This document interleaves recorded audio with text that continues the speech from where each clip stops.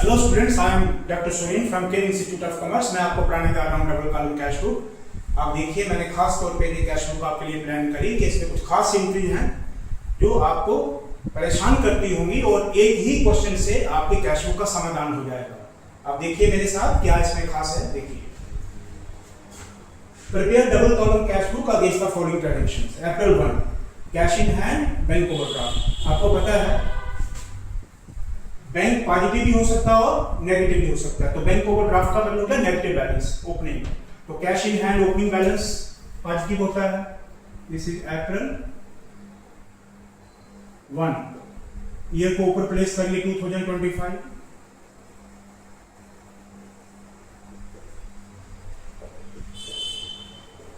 To balance brought down, to balance brought down, opening balance को brought down बोलते हैं। तो कैश का बैलेंस है 74।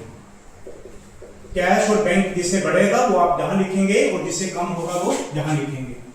इसकी ये left hand side debit side भी कहलाती है और दिस इज रिसीव साइड भी है। ये इसकी राइट हैंड साइड ये क्रेडिट साइड भी बोलते हैं और ये पेमेंट साइड भी है, पेमेंट साइड। अब बैंक ओवरड्राफ्ट है तो इसका बैलेंस इधर आ जाएगा। इसे 2025 अप्रैल 1 by balance brought. This is 50,000 negative balance. अब चलिए आगे, कैश सेल।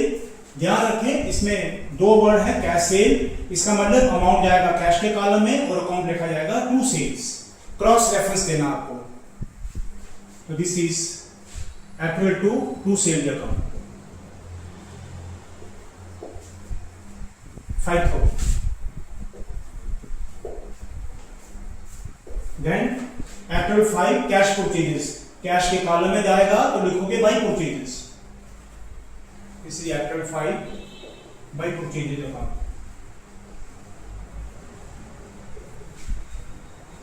3,000।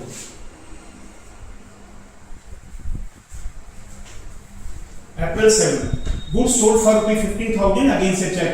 यानी कि हमने सामान बेचा, हमारी सेल हुई और हमें चेक मिला, तो बैंक का बैलेंस बढ़ जाएगा टू सेल अकाउंट। बैंक में चला जाएगा हमारा 15,000।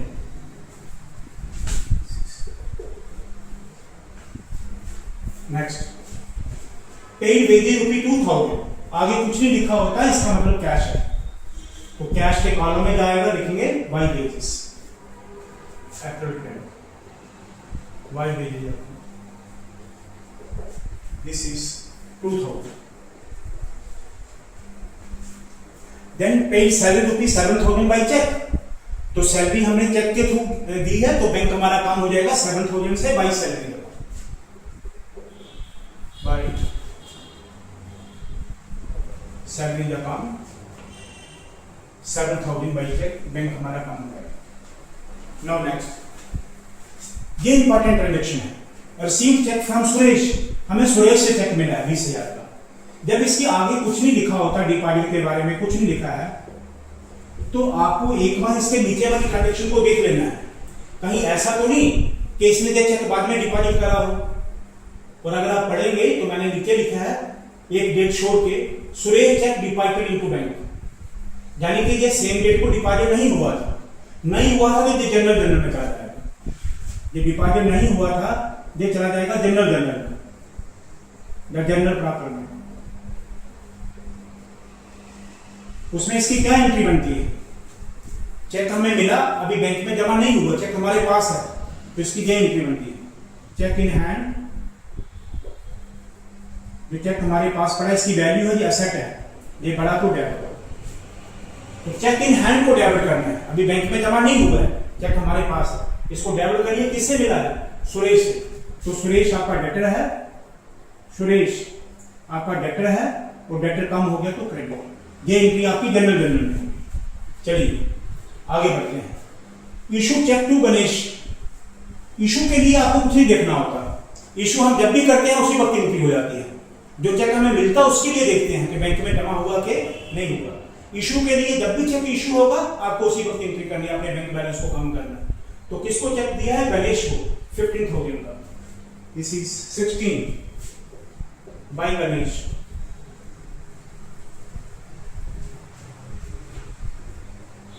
15,000।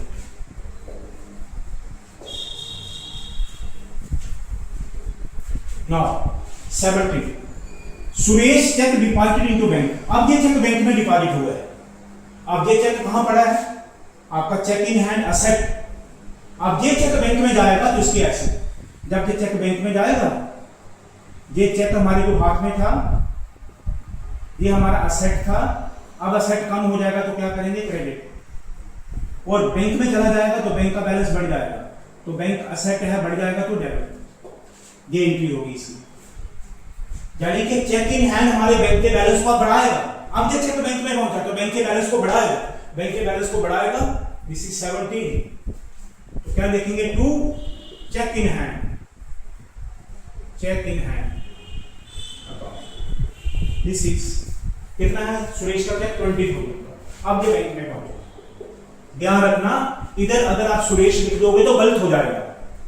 डेटर को तभी क्रेडिट हो गया था जब आपको चेक मिला था, तब आपने डेटर को क्रेडिट कर दिया था। अब जब बैंक में जमा करा तो उसका क्या इफेक्ट हुआ? चेक इन हैंड जो हमारे पास चेक था, ये बैंक में चला गया, तो वो चेक हमारा बैंक में चला गया तो हमारा असेट कम हो गया और बैंक में हमारा बैलेंस बढ़ गया। तो बैंक में बैलेंस बढ़ गया तो हमने ये बैलेंस को बढ़ा दिया और ये चेक इन हैंड आ गया। एक इफेक्ट इसका चला गया बैंक में, बैंक का बैलेंस बढ़ गया, और दूसरा चेक इन हैंड जो पहले असेट था क्रेडिट हो गया, कम हो गया। ऐसे नो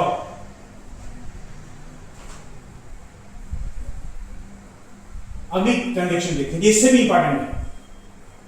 ये तीनों इंपॉर्टेंट ट्रांजेक्शन है। अब cheque of Suresh got dishonoured. अगले दिन हमें पता चला कि डिसऑनर्ड हो गया।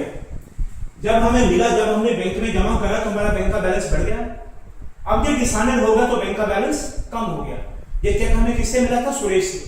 अब जहां इसकी ट्रांजेक्शन लिखोगे 18, जहां लिखना बाय सुरेश। अब सुरेश हमारा डेटर कम हो गया है, बाय सुरेश 20,000।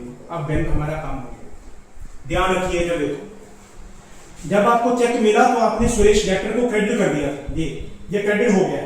अब ये जो एंट्री बनाई है, इसको आप यहां से देखिए, आप ये एंट्री बैंक की कौन सी साइड है? क्रेडिट साइड पे। तो आपने बैंक को क्या करा है? क्रेडिट, और सुरेश को क्या करा है? डेबिट। इसका मतलब ये होता है आपने बैंक को क्रेडिट करा, सुरेश को डेबिट करा। ये सुरेश का डेबिट, ये सुरेश के क्रेडिट से कट जाएगा। ये जो सुरेश को आपने क्रेडिट करा था, ये सुरेश डेबिट कम हो गया, क्रेडिट। अब क्रेडिट डेबिट इक्वल अमाउंट से कट जाएंगे तो सुरेश की एंट्री बुक से डिलीट हो जाएगी। तो ध्यान रखिए, जब डिसऑनर हो जाएगा तो नाम ही लिखना है। जब पहले मिला हुआ था तो बाद में डिपॉजिट करोगे तो चेक इन हैंड आएगा। ये ध्यान रखना, ये इसमें खास है। अब आगे, बैंक चार्ज इंटरेस्ट ₹4500। हमने बैंक से ओवरड्राफ्ट लिया हुआ है 50,000। बैंक ने हमारे से इंटरेस्ट चार्ज करा तो हमारा बैंक का बैलेंस कम हो गया 20 बाय इंटरेस्ट अकाउंट। जब बैंक हमारे से इंटरेस्ट चार्ज करेगा तो हमारा बैलेंस कम हो जाएगा। ध्यान रखें, हम बैंक को इंटरेस्ट कैश में नहीं देते हैं, वो अकाउंट से पैसे काट लेता है तो हमारा बैलेंस कम हो जाएगा। Cheque issue to Ganesh also got dishonoured. इधर देखिए, हमने ये चेक गणेश को लिया था, ये भी डिसऑनर्ड हो गया। Ganesh got dishonoured. जब आपने गणेश को दिया, उससे आपने बैलेंस को कम करा था। अब आप फिर से इसको अपोजिट साइड में लिखिए तो इस एंट्री को 0 बना दोगे। जब आपने दिया तो उससे बैंक का बैलेंस कम हुआ, लेकिन असल में हमारे बैंक में बैलेंस था ही नहीं, तो इसको अपोजिट साइड में रिवर्स कर देंगे। जो चेक आपको मिला था जब डिसऑनर्ड हुआ तो उस साइड में गया, जो चेक आपने इशू करा था डिसऑनर्ड हुआ तो फिर इधर आ जाएगा। दिस इज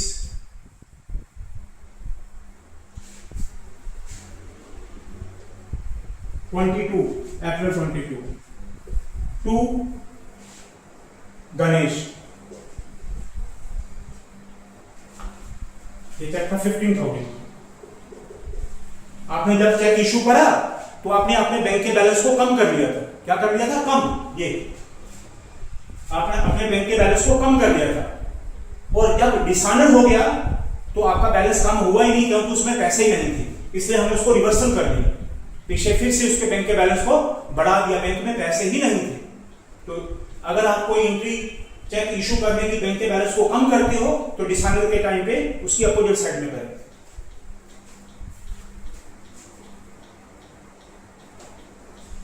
अब आप purchase office furniture for ₹5,000 by issuing a cheque, आपने ऑफिस फर्नीचर खरीदा तो ऑफिस फर्नीचर चेक दिया आपने, this is April 25 by furniture account.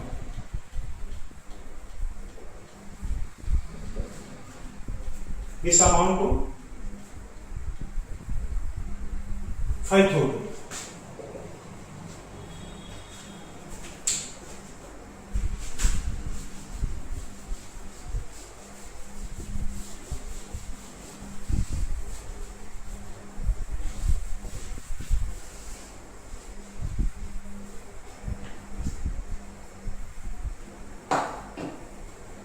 now 27 April, bank charge ₹500, bank charge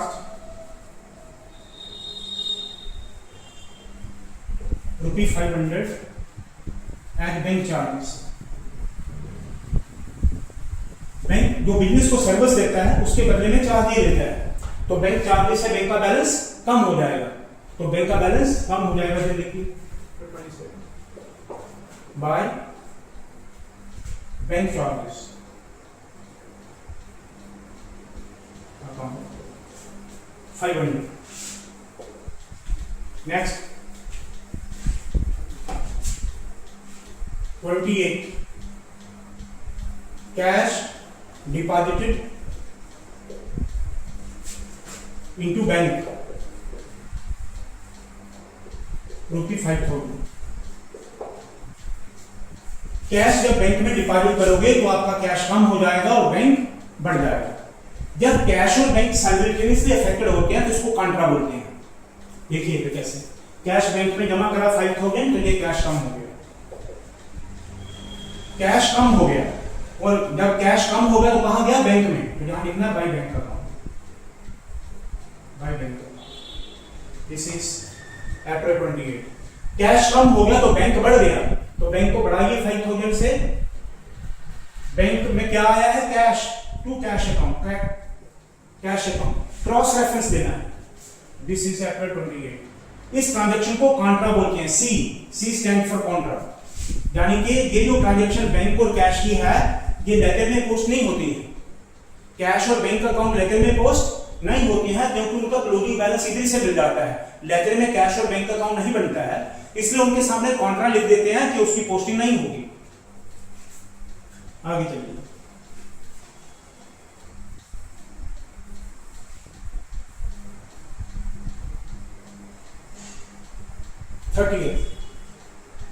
rent receive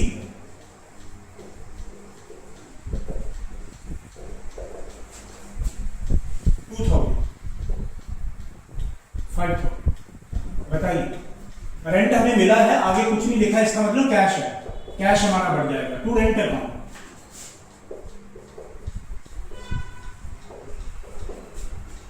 इसी 5,000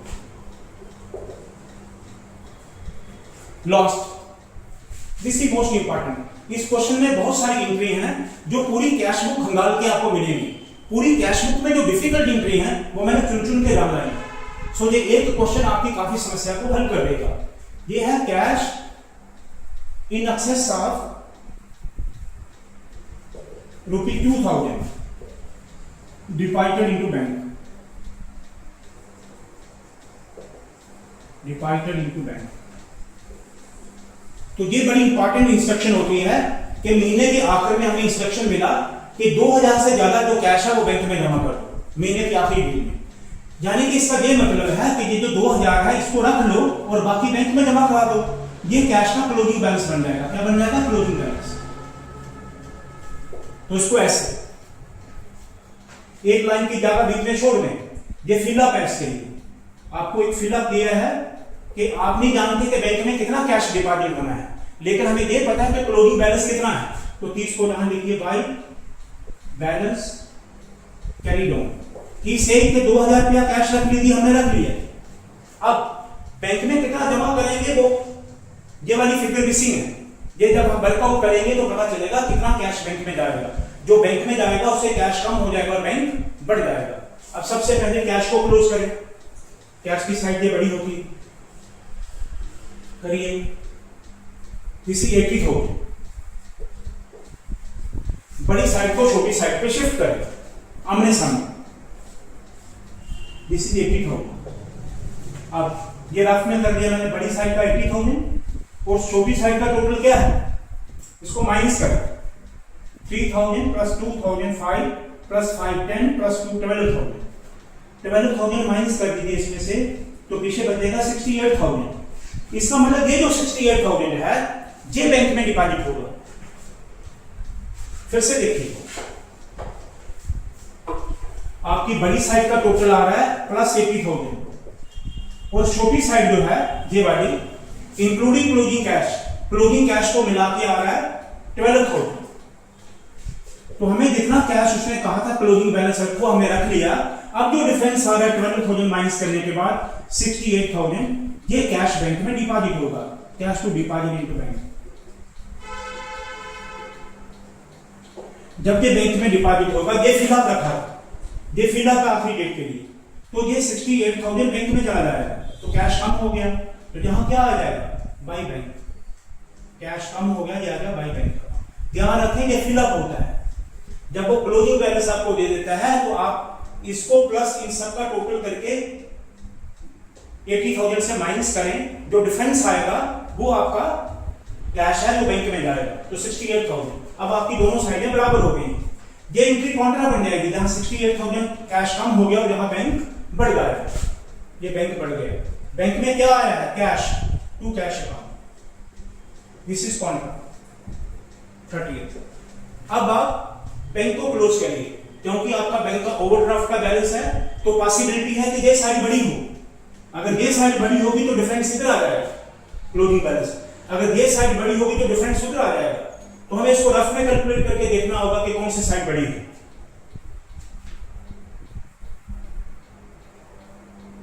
दिस इज 1,28,000।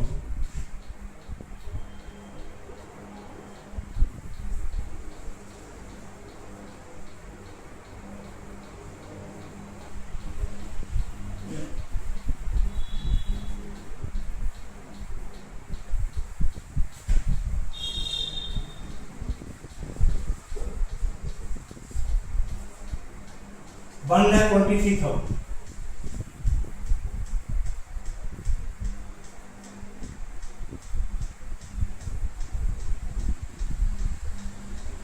और इस साइड का टोटल देखिए क्या आता है,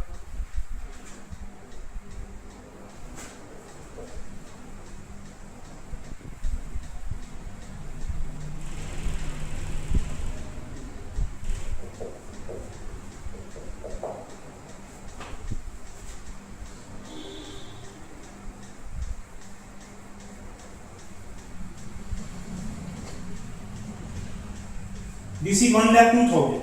ये साइड छोटी है तो डिफरेंस इधर आएगा, तो बड़ी साइड का टोटल इधर कर लीजिए, दिस इज 1,23,000। अब बड़ी साइड को छोटी साइड पे शिफ्ट करिए, दिस इज 1,23,000। अब आपकी बड़ी साइड का टोटल आ रहा है 1,23,000 और छोटी साइड का टोटल आ रहा है 1,02,000। जो डिफरेंस है 21,000 का, ये क्लोजिंग बैलेंस है बैंक का।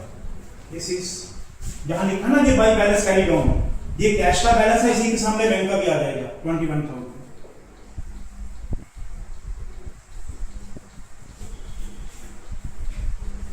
तो डियर स्टूडेंट, मैंने एक प्रयास करा कि आपको काफी सारी डिफिकल्ट ट्रांजैक्शन को मैं एक क्वेश्चन में लाया, जिससे आपको एक क्वेश्चन करके बाकी सारे क्वेश्चन की रेपिटेशन करने की जरूरत नहीं पड़ेगी। आप इसी एक क्वेश्चन को ध्यान से देखिए, मेरे वीडियो को बार बार देखिए, आपको समझ आ जाएगा। फिर भी अगर समझ नहीं आया तो मैं अगले क्वेश्चन में फिर से एक प्रयास करूंगा कि जो बचा खुचा रह गया है उसमें हो जाएगा। मेरा प्रयास रहेगा कि मैं कम क्वेश्चन में आपको ज्यादा काम करूँ। Thank you.